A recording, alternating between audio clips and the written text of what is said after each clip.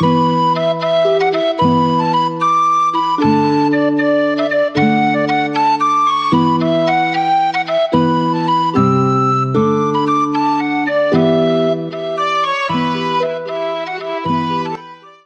to Highland Waves, a podcast originating from Marshbrook Studios, located beside the world-renowned Margaree River in Cape Breton, Nova Scotia, Canada.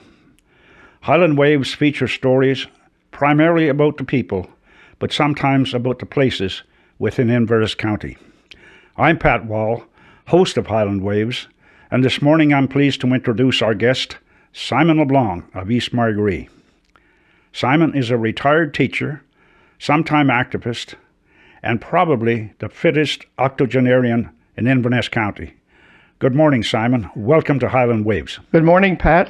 It's a pleasure to be here. Well, we were pleased to have you here, and I must say, since you're from East Margaree, were you born here?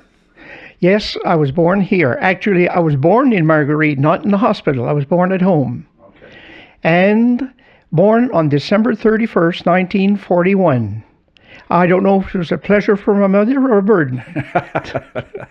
So you went to school here? I went to school right here, actually right near the studio where we are. Oh, really? Yeah, it was a two-room school, and it was primary to 6 in one, and 7 to 10 in the second room. Okay. It had been converted, added a room in 1940. My earliest recollections of the 1940s, I can still remember the end of the war. Really? I remember vividly the gold bond stamp books that my father used to take out of the cupboard and take the stamps out for sugar, molasses, butter, but we had our own cow and everything. We made our own butter. Okay. So we didn't need the butter coupons. And I remember vividly a native soldier from Margaree arriving home, and he was walking on crutches. I can remember that. That's as long. And then after that, my remembrance in the 1940s was when my baby brother was born in 1947.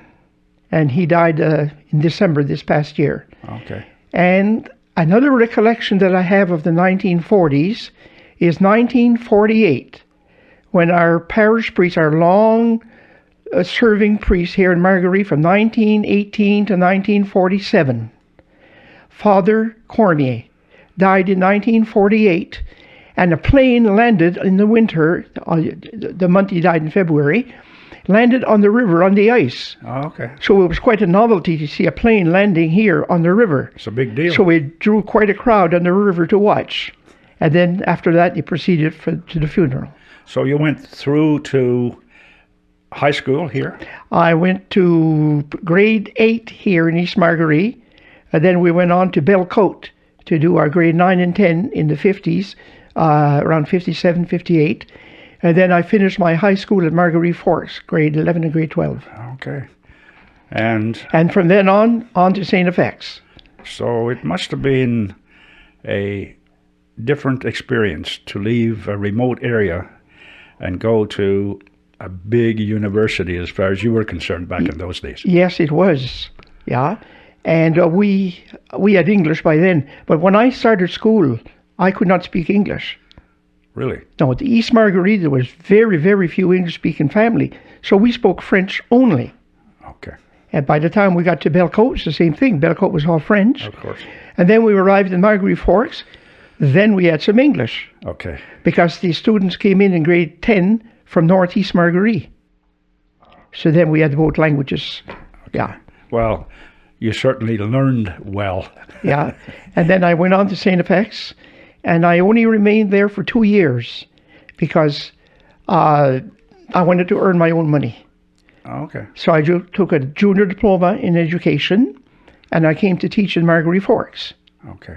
And then I finished off my degrees later. But I went with a junior diploma, and I taught there for 3 years in Margaree Forks. All right. I taught in the old hall where the Tourist Bureau is at now, and they hauled the hall to make the fire hall. So the fire hall is at Margaree Forks. Part of that building I taught in. Oh, really? That was in 1962, 63. Okay. Yeah. Okay. And then they built the brand new school at the Forks. the one that was demolished there a number of years ago. I was there when it first opened. And then I taught there for 2 more years, and then I proceeded to go to the Yukon Territory. Ah. Tell me about your university experience. Did you enjoy it? I loved it. Did you? Yes, I really, really enjoyed St. FX. Made a lot of friends. Okay. Yeah, and really, it was a very small university then. Of course. Compared to today. Okay. What was your big takeaway from there?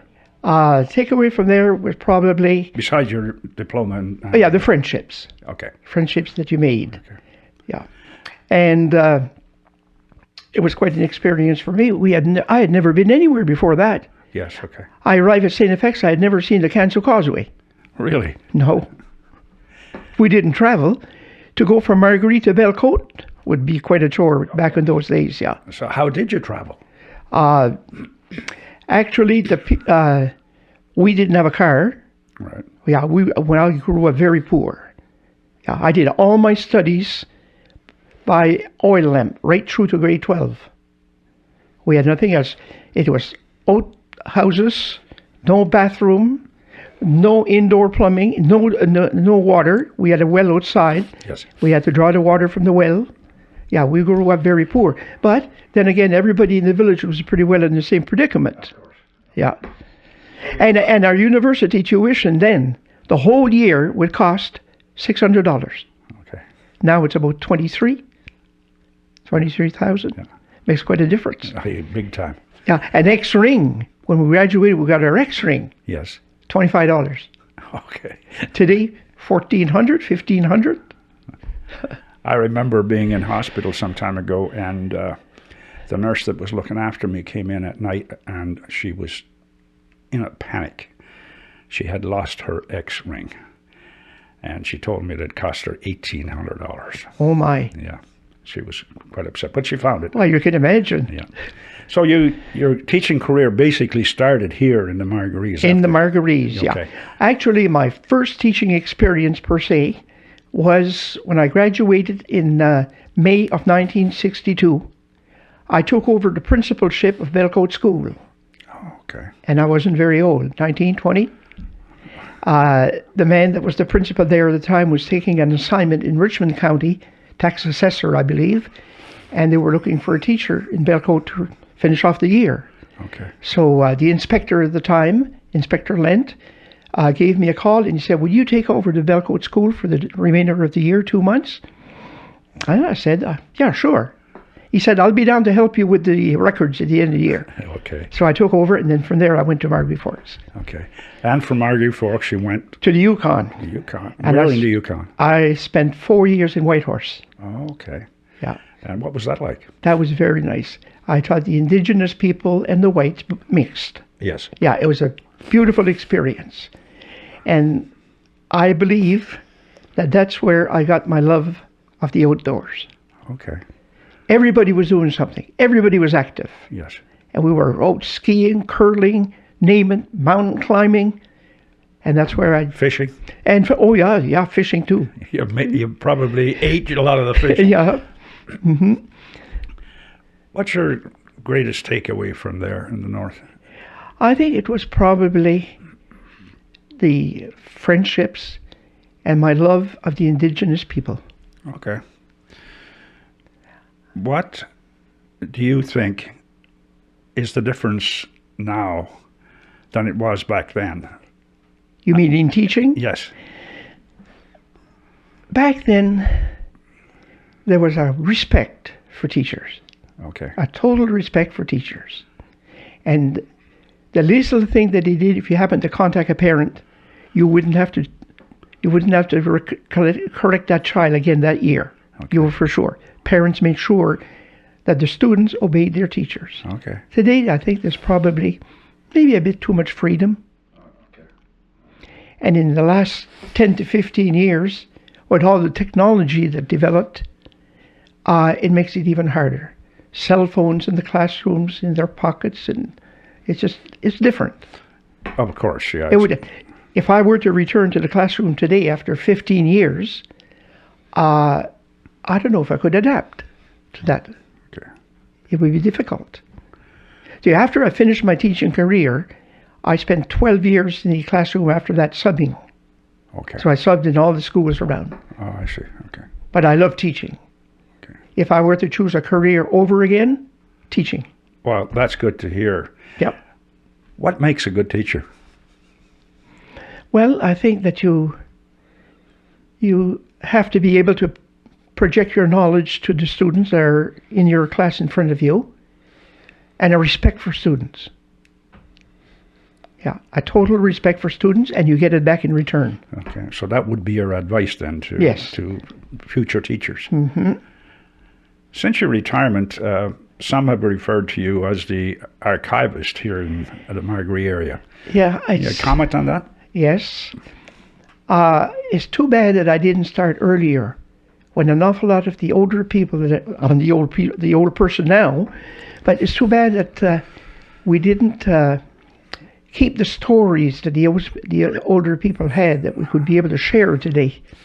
But as a young person, you're just not that interested in genealogy. Right.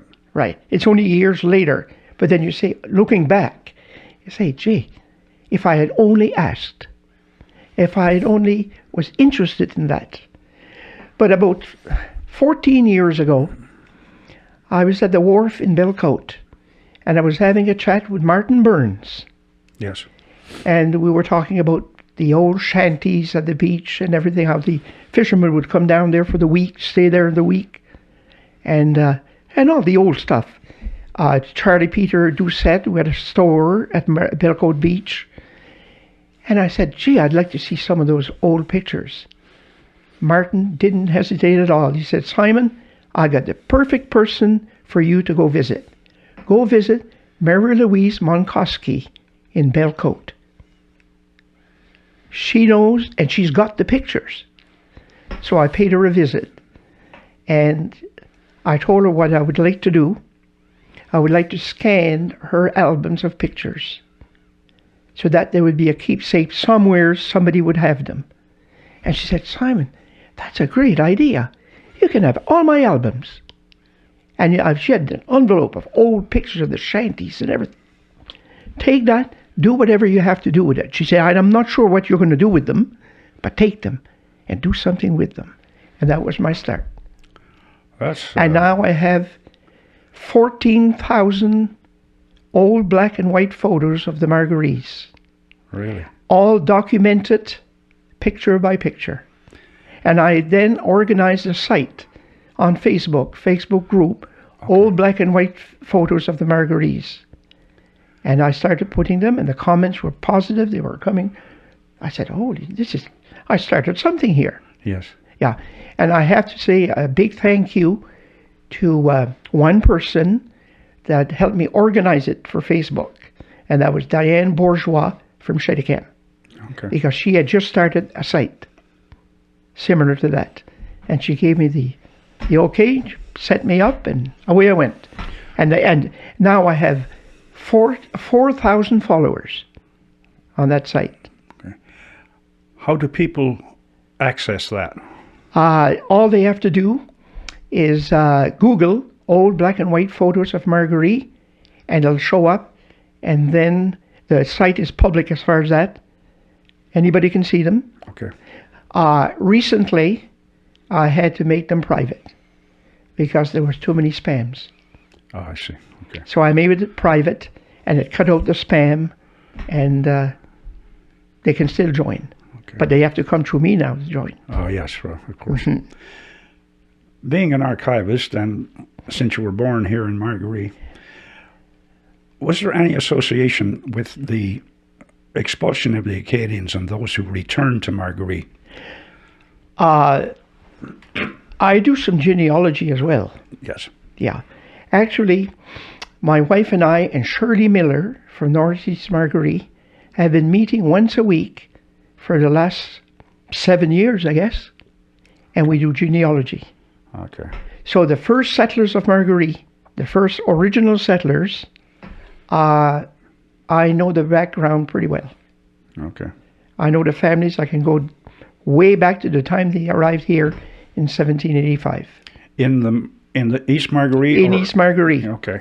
Yeah. Like, for example, the first 5 settlers that arrived here my great-great-grandfather, Bellany LeBlanc, settled at Marguerite Forks. His brother, Jean-Baptiste LeBlanc, settled in the backlands of Melcote. Joe LeBlanc would be where the cemeteries are at, in East Marguerite, on the opposite side of the road. Mm-hmm. The house that stands there today is the second of the houses of Joe LeBlanc, the original settler. Charles Haché-Galland would be where Leopold Galland, right by the Kinsman Centre, the house above, and Arsenault Hill. Oh, okay. And that's where they settled. And the Pioneer Cemetery, which stands on the little hill there by the Gallant's Brook. Correct. Okay, because our first church in Marguerite was where the Gallants are, where Leopold and Lubin Galland, where the Gallant house there, Lubin Galland, there was supposed to have been a little log church there. And where Leopold Galland lives today, that was the site of the first glebe house. Okay. And the Pioneer Cemetery is right across the brook. Yes. Overlooking it. What? Genealogy is very interesting. Of course it is. When you get started on it. What qualifies one to go in the Pioneer Cemetery? Is there a criteria for that? To assess the Pioneer Cemetery? No, there's a beautiful little pathway. It's looked after by the Knights of Columbus, and you can go right into there. The monument is there with all the names. Yeah. But you don't know when the first person went in there and when the last person went in No, there. they're just listed. Okay. But I checked the old cemetery in East Marguerite by the church hall, and the oldest tombstone there is a Tim LeBlanc, 1842. But then there's probably some before that, and the tombstone no longer exists, or had none. Yes. But that's the earliest one that's in that graveyard, would be 1842. So it means that between 1785 to 1842, are they all there in the Pioneer Cemetery? Mm-hmm. Mm-hmm. We don't know. No, of course not. Yeah. And I had the pleasure this past summer, Mary McNeil from Southwest Marguerite, who does the Tours Bureau at Marguerite Forks, called me one morning, and she said, there's a couple here, and they're looking for their ancestry in Marguerite.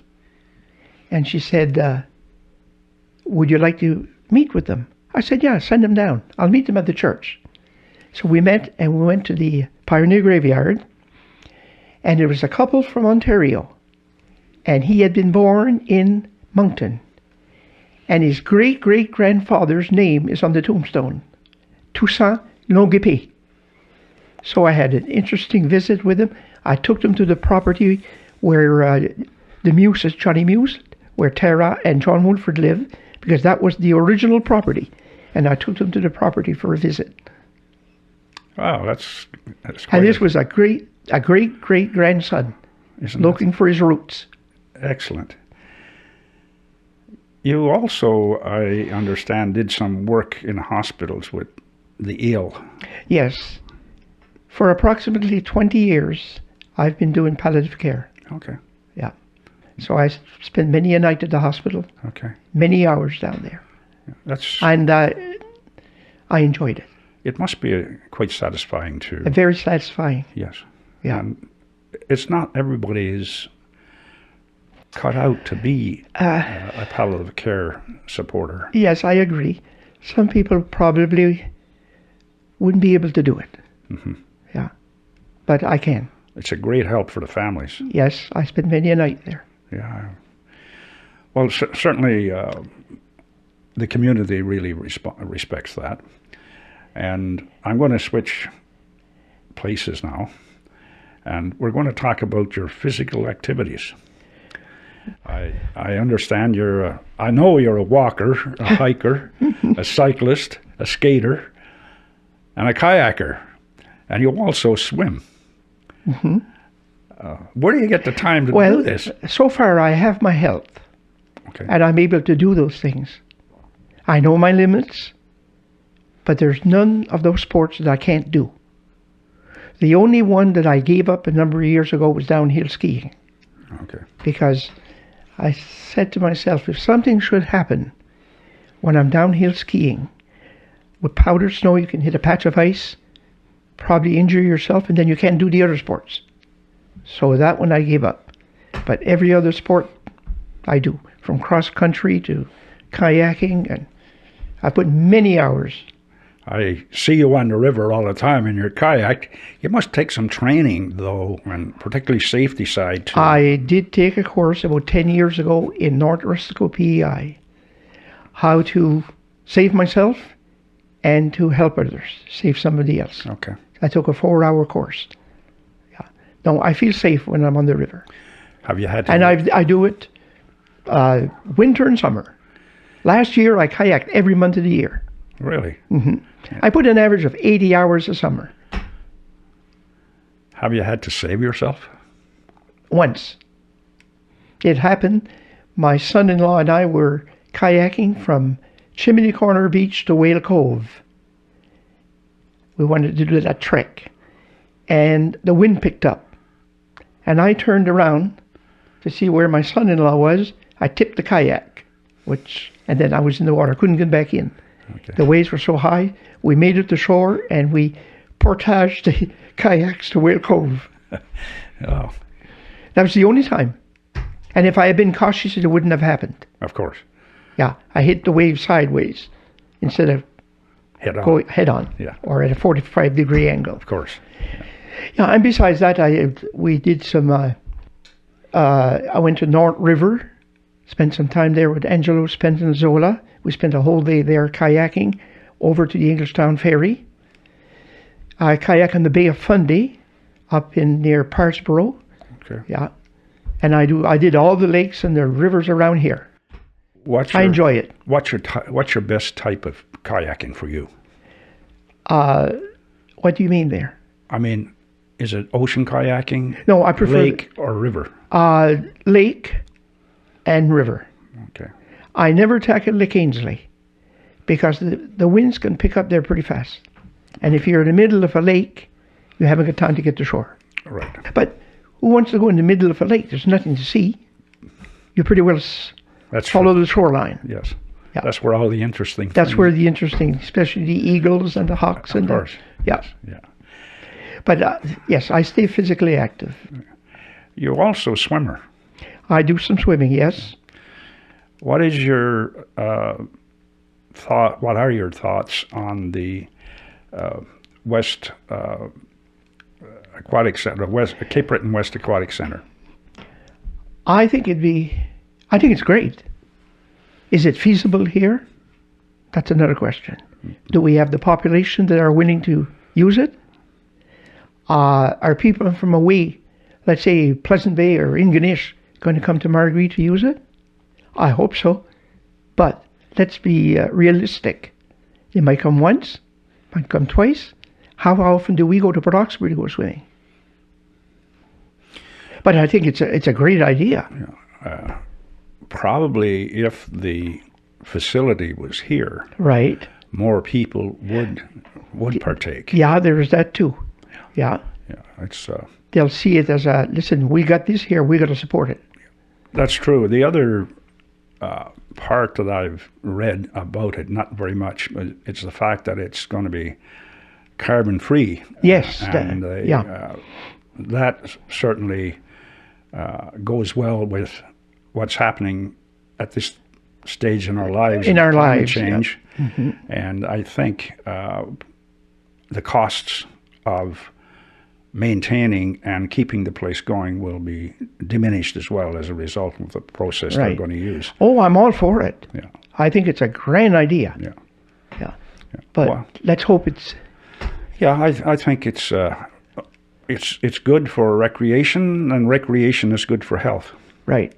And especially if they have like an indoor track and stuff like that. Yes. Beautiful. That would be because good. I've done the one in Truro many times, the indoor track. Okay. They have a 4 or 5 lane track there, or even a running track. Okay. It's a beautiful facility. Mm.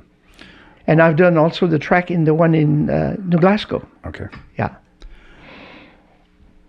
What is your advice to people who want to stay fit? How do they go about? Get out there and do it. there's not too many people that can't walk to the end of their driveway. Start off a little at a time. Yes. You don't have to go 5 miles the first day. Just start off casually. Okay. Go for a walk. Yeah. And build up. What about diet? Well, that too. Yeah. Yeah. I've always been kind of a health nut. Well, and as I said before, I think it was in the Yukon that I learned that. is that where you... Yeah. the My real- love of the outdoors and started eating well and yeah. And in my life I only had probably one setback. Yeah. And that was 22 years ago when I had cancer. Oh, really? Yeah. I had prostate cancer 22 years ago. And if I remember correctly, 3 months later I was downhill skiing. Oh, for God's And I sakes. never stopped. And is that in remission? Is it cured? Yeah, cured. Well, that's wonderful. And it's wonderful for you to come out and talk with us this morning. Well, We really appreciate it, it's my pleasure. particularly the sharing of your stories about the local area. Yeah. And there's so much in the local areas that we don't know. Oh, absolutely. That people, if more people were interested. Yeah. Yeah. I don't know whether you like to tell what your age is. My age is no problem at all. If I'm born December 31st, 1941, that makes me 81. 81. 81 years of age. Congratulations. Thank you. And thank you. And thank you to our listeners for being with us this morning. And don't forget to hit the like and the subscribe buttons so you can stay up to date. And please remember, happiness is the ability to recognize it. So long for now, Pat.